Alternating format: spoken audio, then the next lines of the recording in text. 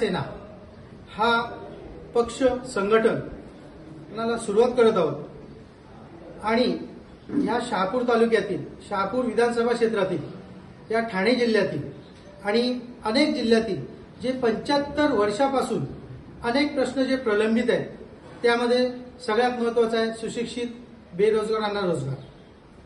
दुसरा अतिशय त्यासाठी आपण MIDC आणणं. तालुक्यात किमान सुरुवात आपण या विधानसभा क्षेत्रापासून करतोय. 3 MIDC ते येऊ शकतात. एक जी MIDCचं काम खेरडी विभागात चालू आहे ती लवकरात लवकर आणून चांगल्या मोठ्या कंपन्या लिमिटेड कंपन्या तिथे आणणं. त्यानंतर शहापूर लेणार मुरबाड रोड जो आहे त्या भागात एक MIDC आणि शहापूर शेणवा किनवली डोळकाम भागात तिथे एक MIDC. त्यानंतर आपल्याला शेतात शेतकऱ्याच्या पाणी आणायचं आहे. आपण ज्या भागामध्ये सर्वे केलाय तिथे 17 ते 18 ठिकाणं अशी आहे तर मिनिमम कमीत कमी एका 50 ते 100 मीटरच्या बंधाऱ्यामध्ये खूप मोठ्या स्वरूपात पाणी साठा होऊ शकतो. उदाहरणार्थ आपला जर एक कुडशेत घेतला किंवा माऊली भागातला माऊली भाग आणि भाडगी नदीवरचा आणि चोड नदीवरचा तुमचा आवाळ्याच्या बाजूला जो भाग आहे त्या दोन्ही भागामध्ये मोठे बंधारे येऊ शकतात. एका बंधाऱ्यामधून 25 ते 30 मिनिमम गावांना शेतात पाणी मिनी कॅनल मार्फत येऊ शकतं. शेतात पाणी आलं तर बोरवेलला येणार, विहिरीला येणार, आपोआप माय भगिनीच्या डोक्यावरचा हांडा उतरणार आहे. त्यानंतर सगळ्यात महत्वाचं गोडाऊन झोन आणणं. आज आपल्याकडे हायवे आहे, रेल्वे आहे, त्यानंतर समृद्धी हायवे आहे, मध्ये लेणार मार्गे कर्जतला जाणारा मुरबाड मार्गे सेंट्रल हायवे आहे, 5-5, 6-6 धरणं आहेत. पण हा तालुका तसाच ताणलेला आहे. जर इथे गोडाऊन झोन आला तर इथल्या शेतकऱ्यांना जागा विकायला लागणार नाही.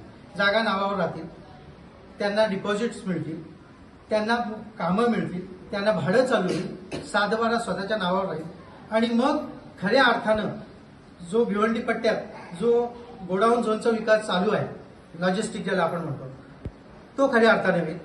चौथा आपल्यात सगळ्यात महत्वाचा मुद्दा की अतिशय चांगल्या प्रकारचे रस्ते का जे या 50 वर्षात हे देऊ शकले नाही.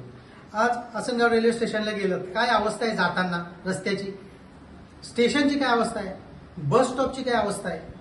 आज आपण जो कारभार महसूल विभागातून चालतो, पोलीस डिपार्टमेंट मार्फत चालतो, त्या पोलीस डिपार्टमेंट महसूल विभागाची अवस्था काय, अक्षरशः ते ताडपत्री खाली कारभार करतायत आणि ही जी अवस्था इथे चांगली सुव्यवस्थित अशी एकच सगळ्याच्या सगळ्या शासकीय कार्यालयांसाठी एकच सुस्थितीतली चांगली इमारत जर इथे असली, रेसिडेन्शियल त्यांची व्यवस्था असली तर कारभार चांगला झाला. जिथून कारभार चालतो त्याची जर अवस्था गळती असेल तर कसं काय होणार. हा सगळा विषय ह्या 50 वर्षामध्ये. त्यानंतर लाईटची अवस्था 1.5-2 महिने एखाद्या खेडेगावामध्ये जर लाईट गेली तर ट्रान्सफॉर्म 1.5-2 महिने येत नाही उरल्या. हीच अवस्था आहे आरोग्य विभागाची. आरोग्य विभाग बघा व्हेंटिलेटरवर असल्यासारखा झालाय आणि या सगळ्या अशा अनेक बाबी आहेत. या सगळ्या जर आपल्याला बदलवायच्या असतील तर 50 वर्षात यांनी कोणीच हा विषय घेतला. एक MIDC आणू शकले नाही, माय भगिनीच्या डोक्यावरचा हंडा उतरवू शकले नाही. या सगळ्या गोष्टींसाठी आपण जे सामाजिक दृष्टीतून जे काम होतं ते करत होतो पण लक्षात आलं नुसतं सामाजिक करून त्याला एक मर्यादा येणार आहे.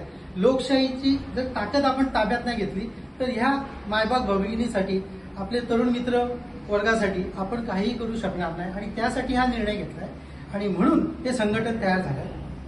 या संघटनाचा मूळ उद्देश आहे जनतेतला आमदार, जनतेने निवडून दिलेला आमदार आणि जनतेसाठी कायम काम करणारा आमदार.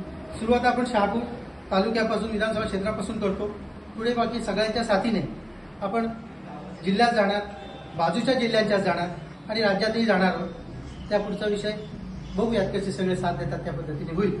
माझी सगळ्यांना पत्रकार बंधूंना आणि सर्व जनतेला आपल्यामार्फत हात जोडून नम्र विनंती असेल की आपण स्वतः हे प्रश्न हातात येण्यासाठी सगळ्यांनी जर साथ दिली तरच हे सगळेच्या सगळे प्रश्न 100% तडीत जातील आणि ह्या आमदारांकडनं आपण जो निवडून देणार आहोत त्या आमदाराकडनं आपल्या जनतेसाठी जी सगळी कामं करून घ्यायची आहेत ती सर्व कामं जनतेसाठी आपण करून घेऊ याची पूर्ण हमी तुम्हाला मी देतो आणि सगळ्यांनी मदत करावी, सगळ्यांनी सोबत यावं, सगळ्यांनी जॉईन व्हावं असं सगळ्यांना हात जोडून विनम्रपणे आवाहन करतो.